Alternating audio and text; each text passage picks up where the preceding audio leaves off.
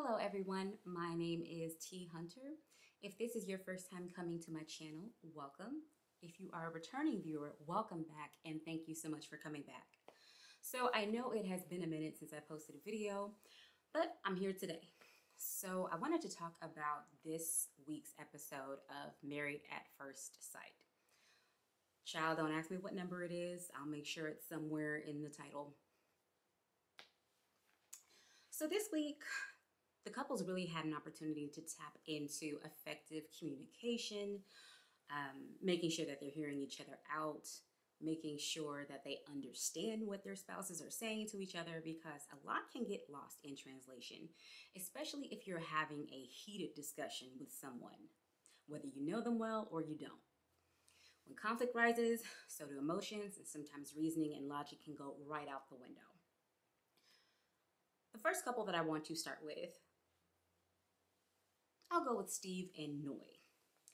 So Steve and Noyes' communication has been improving, and at the time that Dr. Viviana visits, she has a discussion with them about, I guess like more so Noyes' storm out when she left the house, and Dr. Viviana gave her an opportunity to reflect back what that experience was like when she did come around and decided to have a conversation with Steve and to discuss like what his experience of that was like. And I was really glad that Noyes did say she never wanted to do something that would hurt her husband moving forward. And she did not realize that by withdrawing, she actually did hurt him. So I guess Noyes can be a little bit of a firecracker when she gets upset, because she acknowledged that she has a history of tearing her partners down when she is angry. I guess when it comes to her being upset with her words, she can go for the jugular. And she did not want to give her husband Steve that same treatment. So she opted to withdraw completely. You know, if you don't have anything nice to say, don't say anything at all. And that's exactly what she did. However, stonewalling, days of silence, not addressing someone after they've hurt your feelings is not sustainable. And I'm thankful that Steve did highlight that. Like, okay, you know, it's great that you're moving in the direction of growth where you're not ripping me to shreds with your words. However, giving me the silent treatment, ghosting me, is also not helpful. So hopefully, with more exploration, whether it's with the sessions with Dr. Viviana, Pastor Cal, Dr. Pepper, whether it be with Steve or solo, she can continue to explore what routes she would like to take when it comes to managing conflict, navigating through it, and talking about, you know, what she's feeling in the moment, what will be helpful, you know, to avoid a blowout, what have you. Another thing that I wanted to highlight with them is the elephant in the room. Okay, so Steve is between full-time jobs right now. With him being in the like software engineering, software development, one of those fields, him being able to take a 4-month road trip camping out of his car and just exploring, that says something to me, that he was able to sustain himself through those months. Whether he was living high off the hog or if he was eating oodles and noodles, I do not know. I don't know what's in this man's saving account. That's not my business. However, with Noy, it's definitely an issue because she did grow up in financial struggle. And she does not want to struggle, and I'm sure she does not want to bring kids into a situation where she thinks struggle is going to be evident as well. So, Steve being unemployed and self-employed, those are not one and the same. However, if Noy's definition of financial security, as far as her husband is concerned, is I want a husband who goes to a corporate job and he clocks in from 9 to 5 or whatever those hours look like. If that is her definition, that should have been honored during the matchmaking process, because here we have an area where both parties have valid points, but it's going to be a source of conflict if they do not agree. So we will see what happens moving forward. I'm definitely impressed with their ability to openly communicate, and especially Steve's ability to not take things too personally and also communicate how things make him feel without going into attack mode. So that's very good.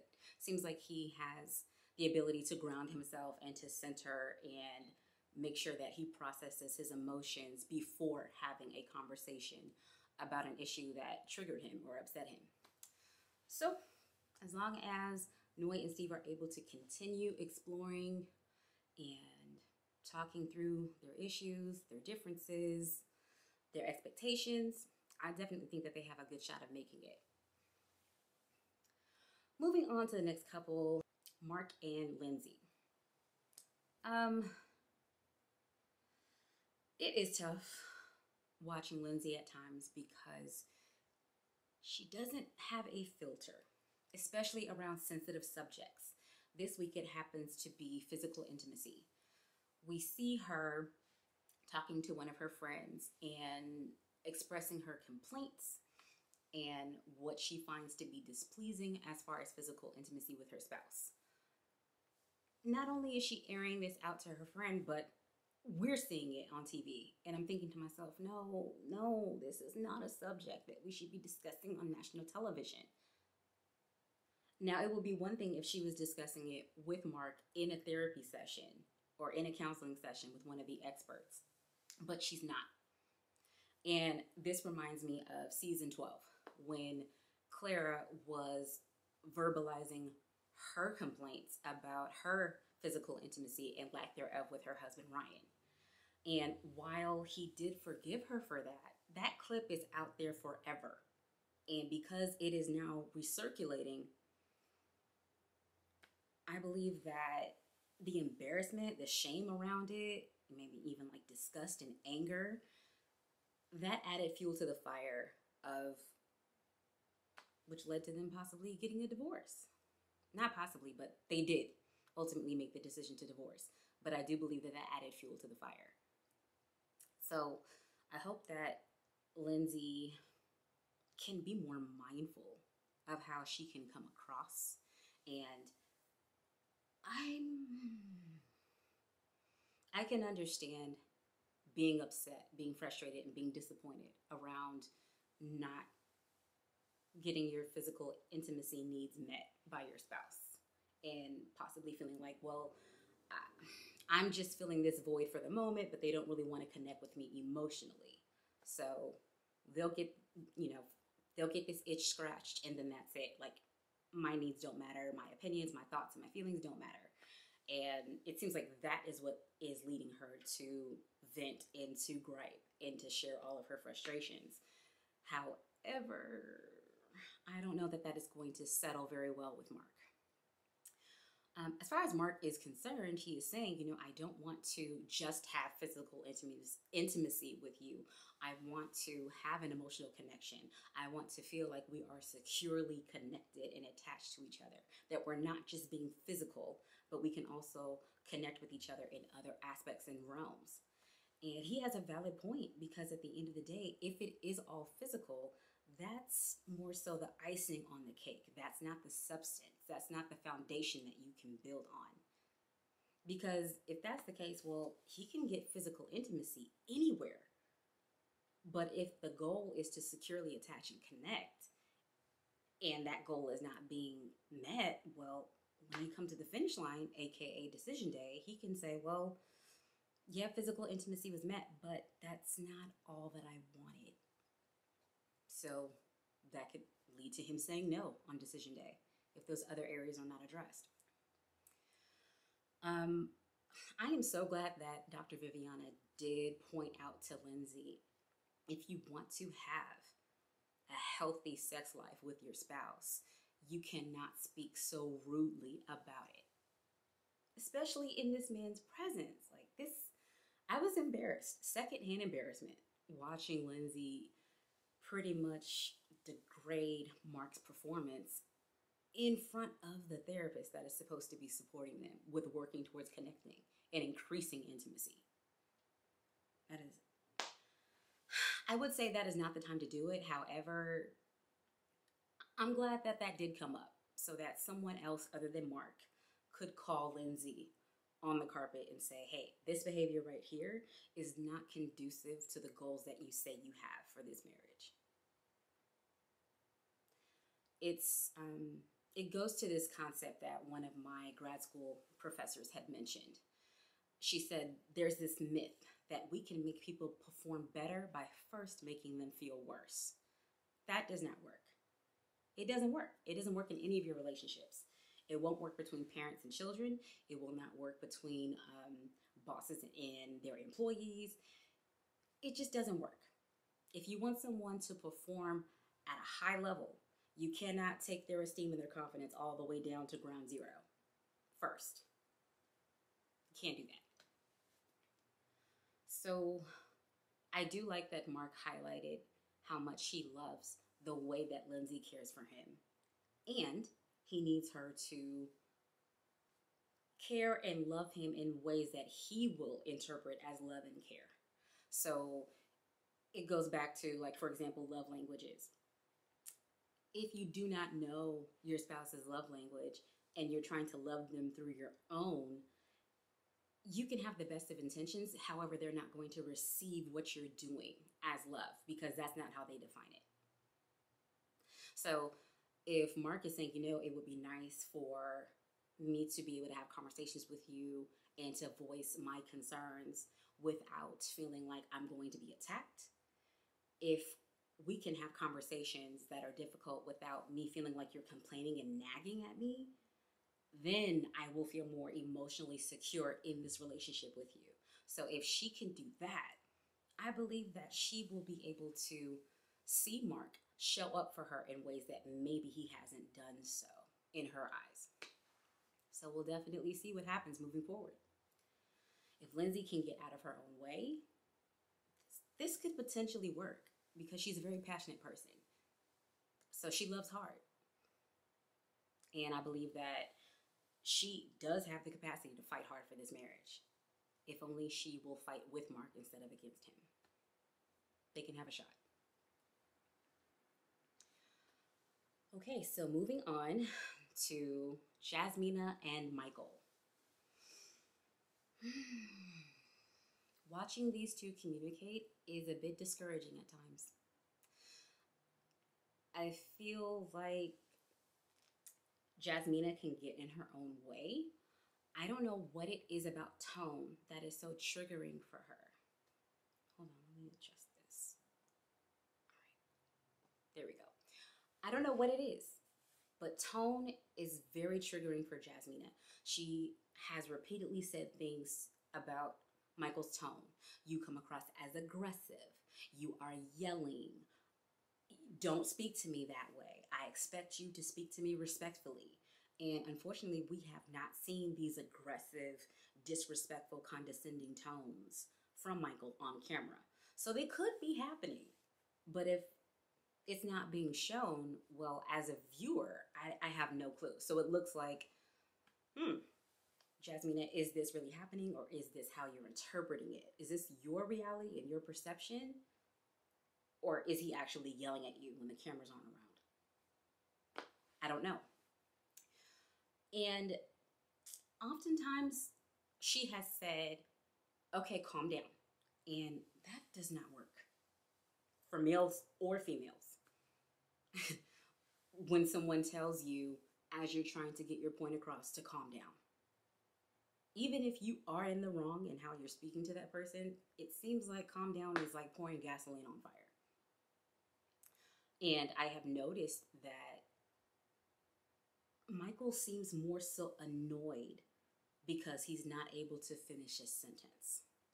Jasmina wants to be respected. However, she is interrupting him and she's preventing him from ever voicing a complete thought. It's like, you don't see that as triggering? Yes, he's going to get annoyed. And yes, his facial expression is going to change. And yes, his tone is going to change because he cannot finish a sentence. He cannot complete a thought in a conversation with you.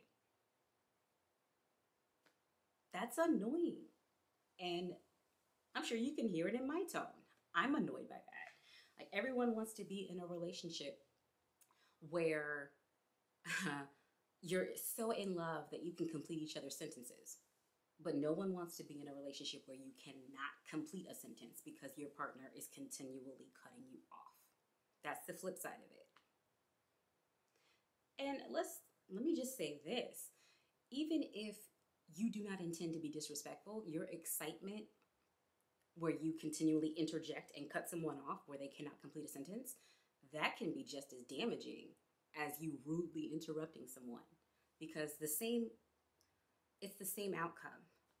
The person who's being cut off is never able to finish a complete thought with you, whether you're doing it from a place of excitement or you're doing it from a place of being malicious.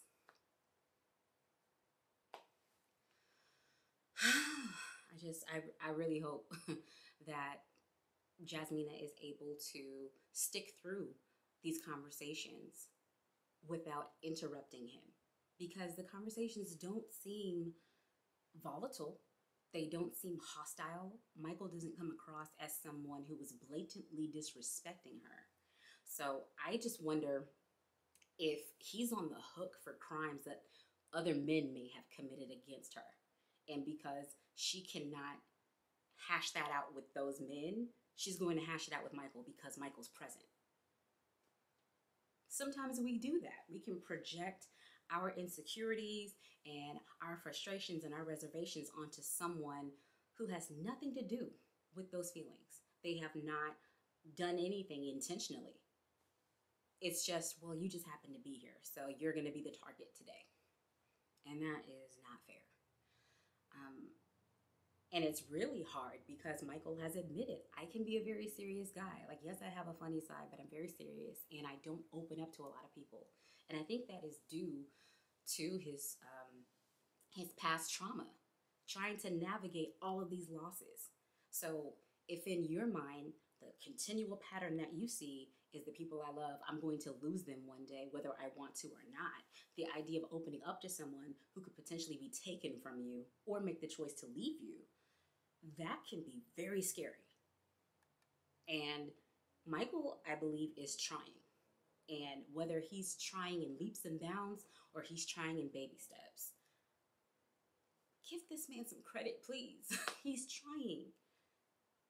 Each time that he's been cut off by you, not once has he blown up and called you a name. So just give him the space that you would want. Respect him by allowing him to get a point across, to finish a point. Journaling is not everyone's thing. I get that. However, maybe it will be most helpful for Michael because he will actually be able to get all of his thoughts out on paper and then be able to share it with Jasmina. And she will not be able to interrupt as easily as if he were just, as she does when they are speaking to each other in the heat of the moment. So we will see. They did make a nice turnaround by the end of the episode, having these very open and honest conversations with each other where she admitted, like, no, I have not been as vulnerable with you as I could be. And that's something that she acknowledges that she can work on. And Michael's saying the same thing, like, no, there are things that maybe I have not shared with you because I am afraid to share them with you because I don't know that you're going to hear me out.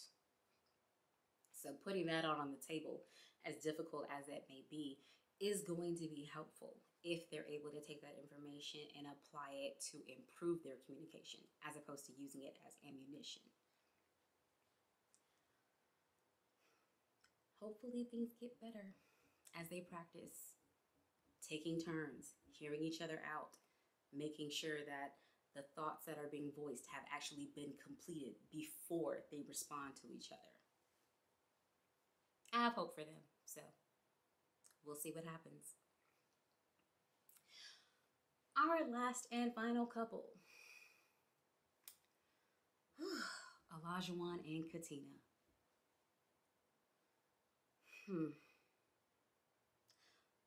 What I don't care for is Elijahwan's responses to Katina. She expressed discomfort on the honeymoon, being scared to go horseback riding. And he's saying things like, Just come on. If the horse was going to throw you, it would have threw you back there. Like, he's talking to her as though she's a child. And he's saying things like, I'm always going to test you and I'm always going to push you. And if he is pushing in a sense of helping her to increase her confidence in certain areas, pushing her in a sense to be better in areas that she says, I would like for you to push me here, that's fine. However, I do not think that Katina meant, please push me to the point that I break or I snap. That is, nothing would make me feel more connected to you than you pushing me to my breaking point. Please do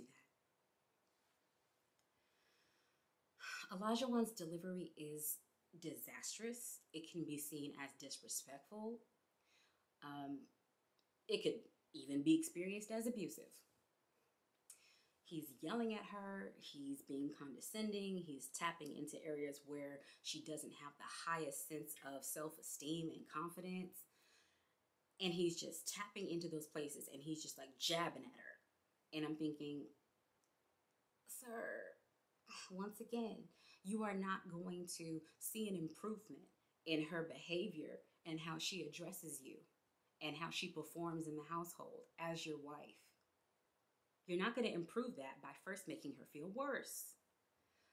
Katina admitted last week, I do not cry in front of people because I was in an abusive relationship and my ex used to say to me, you are weak, when I would cry in front of him. So I trained myself to cry in private. In 2 consecutive weeks, Elijahwan has said things to her in such a way that has made her break down and cry on camera.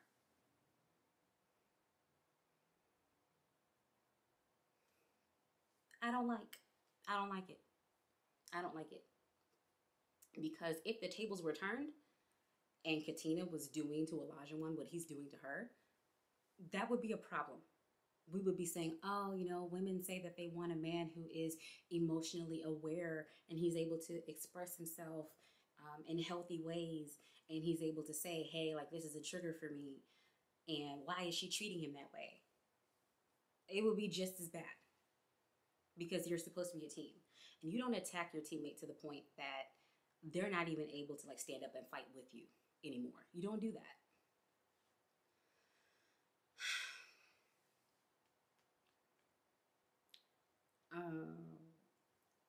I heard it said that if a couple is arguing over something as seemingly small as toothpaste, the issue is not toothpaste.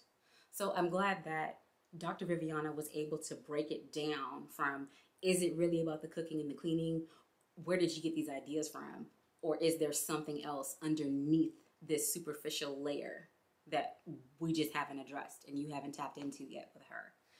And Elijahwan said, well, it makes me nervous that I don't really get a reaction out of you in other areas. So I do harp on the cooking and cleaning because you haven't been vulnerable enough with me yet where I know where you stand if you're going to be supportive of me as a wife.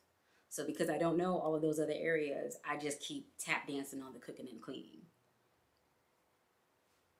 And I'm thinking, okay, great. I'm glad that you were able to highlight that. So it's not about the cooking and the cleaning. It's about you wanting to feel more connected to your wife. And she doesn't know you well enough yet to be completely vulnerable with you. So you don't get reactions out of her that tell you, oh, she's down for me. This is going to work. So it scares him. And then he starts reacting from a place of fear. And now he's using fear tactics. Well, I don't know if I see you as a woman or as wife material if you don't cook and clean. And she said, man, that makes me feel like if I do anything wrong, this man is going to leave me. Despite me saying I really do enjoy being married to you and I want to be married to you.